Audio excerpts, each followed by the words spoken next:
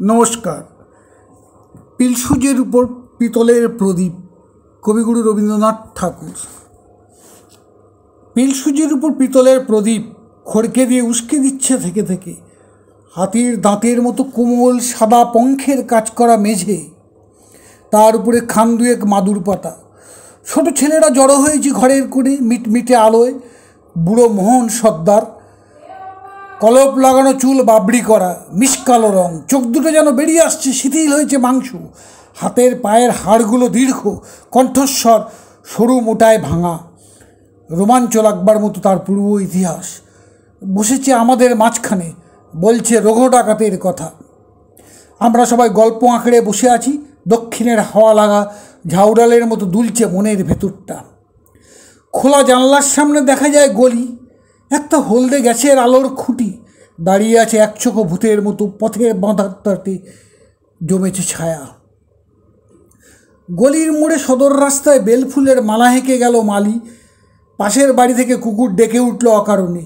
9টার ঘণ্টা বাজল দেউড়িতে। অবাক হয়ে শুনছি রঘুর চরিত কথা। তত্ত্বরত্নের ছেলের পৈতে রঘু বলে পাঠালো চরের মুখে।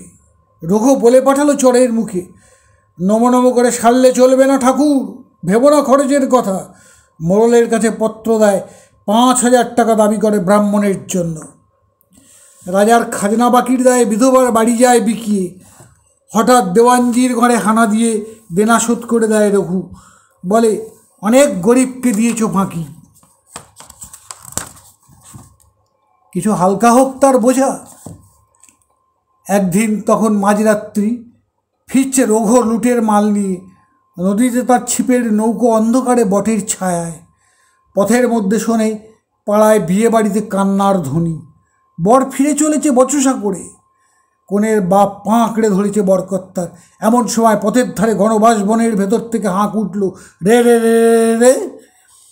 আকাশের তারাগুলো যেন উঠল থরথরিয়ে। সবাই জানে রঘু ডাকাতের পাঁজর ফাটানো ডাক। বরশুদ্ধ পালকি পড়ল পথের মধ্যে। বেহারা পালাবে কোথায় পায় না ভেবে, ছুটে বেরিয়ে এলো মেয়ের মা। অন্ধকারের মধ্যে উঠল তার কান্না, দোহাই বাবা, আমার মেয়ের জাত বাঁচাও। রঘু দাঁড়ালো যমদূতের মতো, পালকি থেকে টেনে বের করলো বরকে। বরকর্তার গাড়ে মারল একটা প্রচণ্ড চড়, পড়ল সে মাথা ঘুরে। ঘরের প্রাঙ্গণে আবার শাক উঠল বেজে, জাগলো উলুধ্বনি। দলবল নিয়ে রঘু দাঁড়ালো সভায়। শিবের বিয়ের রাতে ভূত প্রেতের দল যেন, উলঙ্গ প্রায় দেহ সবার, তেল মাখা সর্বাঙ্গ, মুখে ভূষর কালি। বিয়ে হলো সারা। 3 প্রহর রাতে যাবার সময় কনেকে বললে ডাকাত, তুমি আমার মা, দুঃখ যদি পাও কখনো স্মরণ করো রঘুকে। তারপরে এসেছে যুগান্তর, বিদ্যুতের প্রখর আলোতে। ছেলেরা আজ খবরের কাগজে পড়ে ডাকাতির খবর। রূপকথা শোনা নিভৃত সন্ধ্যাবেলাগুলো সংসার থেকে গেল চলে, আমাদের স্মৃতি আর নিভে যাওয়া তেলের প্রদীপের সঙ্গে সঙ্গে। নমস্কার।